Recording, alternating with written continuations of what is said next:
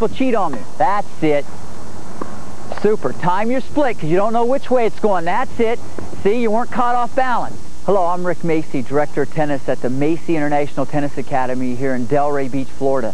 What I'd like to talk about a little bit is just your overall movement on the court. The key is it starts from a great ready position. You got to be on your toes, you got to have a low center of gravity, but you got to feel comfortable. Don't force your ready position. Just feel comfortable, be on your toes, feel very, very relaxed. Right before your opponent hits the ball, we want to make sure that you split. Right before contact, I want a little hop. I want a little unweighting of your body. Take a split right before contact. That way you're going to be able to move left or right. The worst thing you can do is be flat-footed on contact and then you get a late jump. You want to be quicker, you want to be faster, you got to be smarter. And the way to be smarter is to time your split step. Right before contact, split, and you can react either way. And remember, if you have a good ready position, it's going to be a lot easier to do everything. What I want you to do most of all, have a lot of fun playing, have a great day. A stroke, go ahead and go get it. Ready?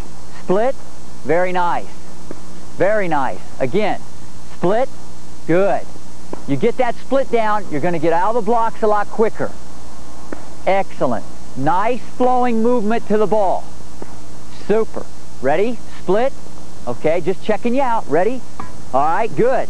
A lot of times the people cheat on me. That's it. Super. Time your split because you don't know which way it's going. That's it. See, you weren't caught off balance. Time your split. Very nice.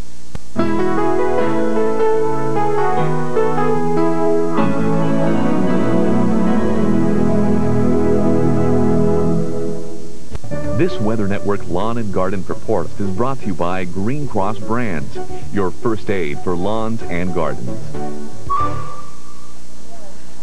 I'm going to put a little sod down here. Of course, this could be a whole lawn or just a small area as we have here.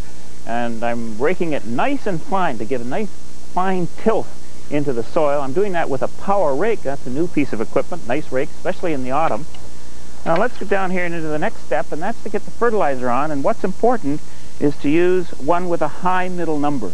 That high middle number is what's going to give us good root growth, and of course that's what we want. Now if this was a large area, you'd do this with a fertilizer spreader and rake it in. With a small area such as this, all you need to do is do it by hand. Then comes the important part of getting the sod done. The sod, like so, and here's the most important part. Often you'll see new sod that's been laid, you'll see it yellowing in from each crack.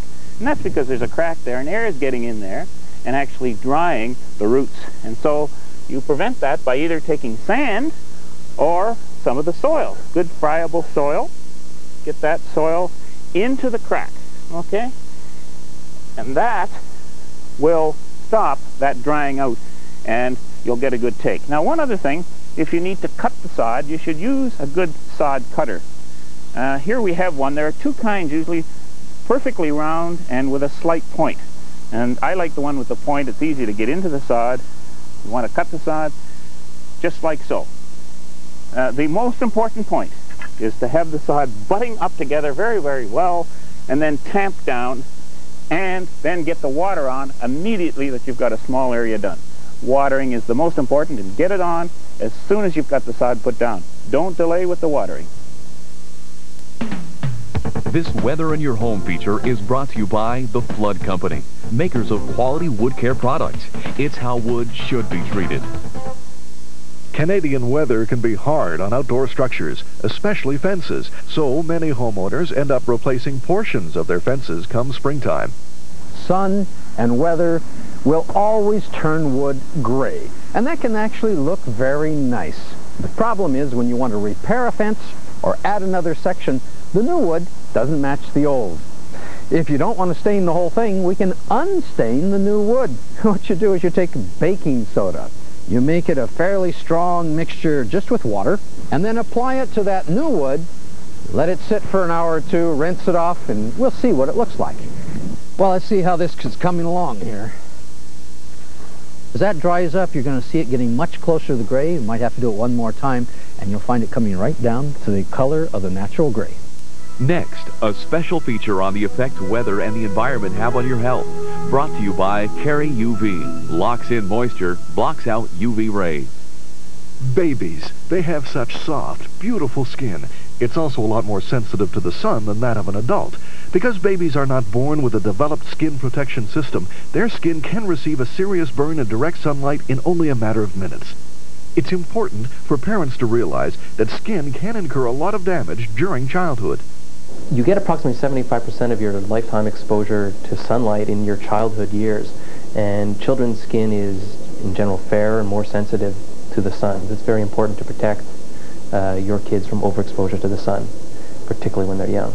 Good sun protection includes shading the infant from direct sunlight, avoiding the sun between the hours of 10 and 3 in the afternoon, and using a sunscreen with a sun protection factor, or SPF, of at least 25.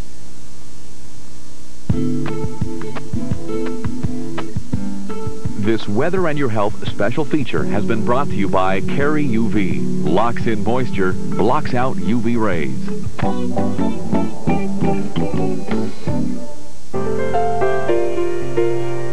Look for Weather and Your Health daily on the Weather Network. A special feature on the effects weather and the environment have on your health. Brought to you in part by Carry UV.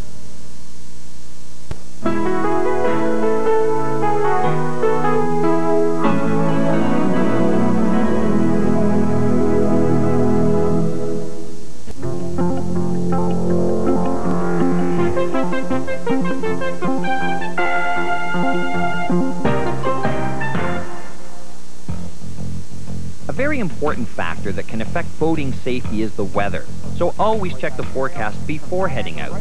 And since weather conditions can change very quickly in some parts of the country, stop to check that the conditions at the waterfront match the forecast.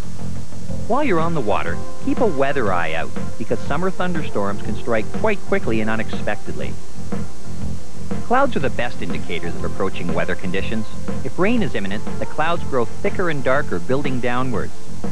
The most dangerous are thunderstorm clouds or cumulus clouds, which are white and puffy on top with dark flat bases. These clouds can mean heavy rain, lightning, hail, or high winds are on the way. Changing winds are also a good warning sign. If the wind speed or its direction changes, expect a change in the weather to follow.